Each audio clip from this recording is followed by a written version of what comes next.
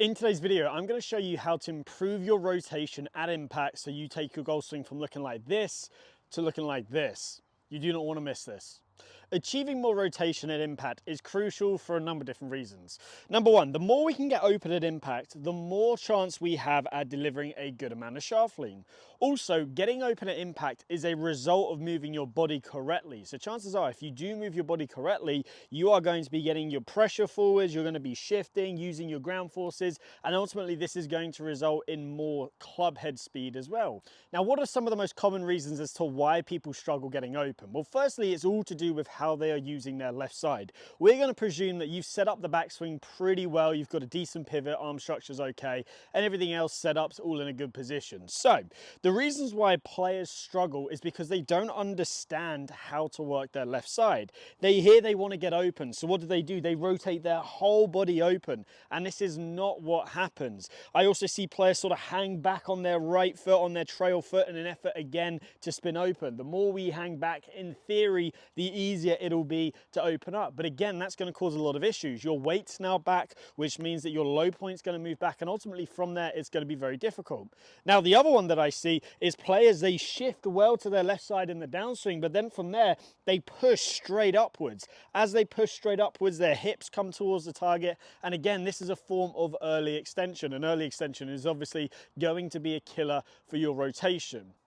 In order to understand how to add rotation to the downswing, we've first got to understand what the left side specifically needs to do in the downswing. So we're going to start with the transition and early part of the downswing. What are we looking to happen?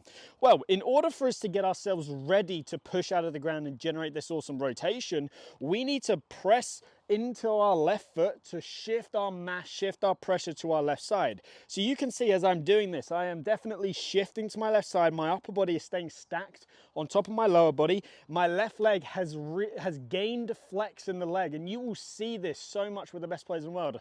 Watch somebody like Rory, you'll see his left leg really gain flex as he pushes down hard into that left foot. This has then put me in a position where my mass is on my left side, I'm stacked in this great position, and now I'm ready to really push out of the ground. Now, what direction am I pushing in? Well, I want you to imagine you are pushing into the ground at, say, a 45-degree angle. Keep it nice and simple. You are just pushing into the ground at a 45-degree angle. Now, this is often a very athletic motion. We'll see this in loads of different things. Imagine I was playing piñata, I had something just there, I would step, turn, and then hit it like that. Well, rather than us stepping in the golf swing, we are just going to be pushing into the ground. So we're just changing that step to a push. Now, let's give you a drill that's going to give you some direct feedback to make sure you're doing this correctly. Grab a basket or anything at a sort of similar height, and you're just going to place it just outside your left ankle. Now you can see from this position here, if I set up to the golf ball and I then make a backswing and I push into my left foot, you can see that I've knocked the edge of that basket, and it's giving me that sensation of direct feedback that I have shifted my pressure to my left side. If I go to the top and I start down and I don't touch that basket, or I just stay back here and I turn, I know I haven't shifted my pressure to the left side. That's going to mean my low point's going to be back. It's also going to mean that I'm not able to use my ground forces correctly to generate this rotation. Let me give it a go for you here. So I'm going to set up to the ball, swing back. So now we are on our left side. We have shifted correctly in the downswing. Now we can start to talk about rotation. So a lot of people go wrong with rotation because they think it's the body turning. Now here's the thing. Rotation happens as a result of us pushing into the ground in a certain direction. The easiest way to give you an analogy for this is imagine you are doing a 180 jump. As I do that jump, that is the direction my legs are pushing in the downswing in order to generate this rotation. So one of the things that we need to understand is as we've now pushed into the ground, we've got to push out of the ground. So which direction are we trying to push in? Well, I see a lot of people when they get into this position push straight upwards. Now, as they push straight upwards, this creates this early extension. So instead of pushing this left foot straight upwards, what we want to do is push this left hip back and behind us. Now you can see the more I start to push this left hip just straight back behind me, you can see how that actually adds in the rotation. And this is what we're trying to achieve. We're not trying to physically turn our body. We are trying to use our ground forces to where we can push out of the ground to generate this rotation. So what I want you to do is just set up to the golf ball, and just from here, just push that left hip back and push your hands forwards, and just do this a couple of times. And what you're going to notice is that my left leg is getting back to a straight position, and from here I can really get a lot of rotation. You can also see I'm adding in some right bend as I'm doing this, and this is getting me into a great impact position.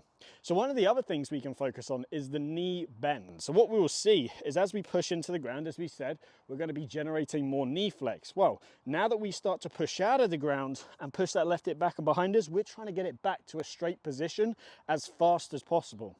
Now here's the cool thing. The harder you push in, the harder you push out. The more you do this, the more rotation you're going to generate and the more club head speed you're going to generate. So what I would say is you're doing these, really push yourself. The faster you can do this, the harder you can do this, the more we're going to see that you can actually use your legs more, generate more rotation, and ultimately then compress the ball a lot better. So we need a drill now that's going to give us direct feedback, just like the weight transfer. And here's the perfect one.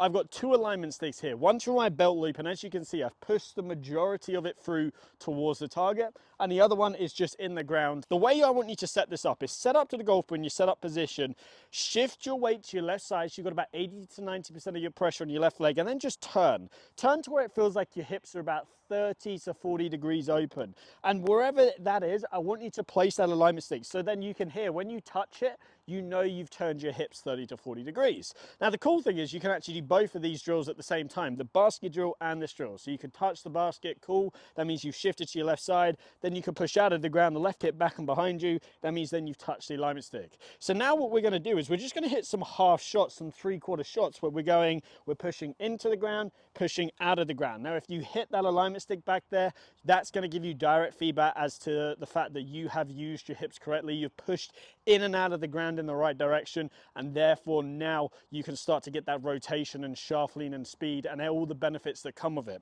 So let me give you a quick example. So I'm going to push this through, I'm going to come 3/4 swing, push into the ground, push out, try and hit a alignment stick right there.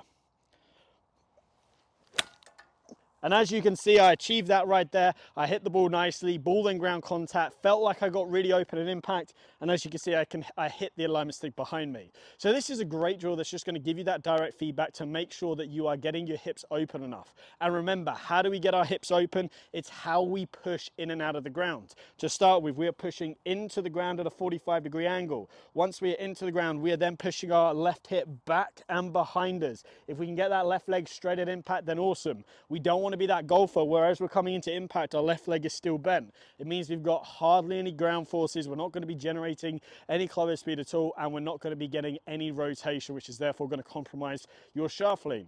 So try this out, you're going to see some great results when you get this right. So now you know how we're trying to push in and out of the ground with that left leg. It's really important that we do get that push in. I see so many people just try and straighten that left leg straight away and it hurts their swing. So you've got to push in order to push out. And the cool thing is the harder you push in, the more you can push out. This means you can generate more club head speed, more rotation, and ultimately get into a better impact position. Now, if you want one-to-one help with this, I offer online coaching, so it doesn't matter where you are in the world, it's on the Skillist app. If you want to find out more about that, click the link down in the description down below, or send me a message or drop me a comment in the comment section, and I'd love to work with you one-to-one. If you have enjoyed today's video, then please give it a like and subscribe. I'll be posting a lot more videos like this in 2023.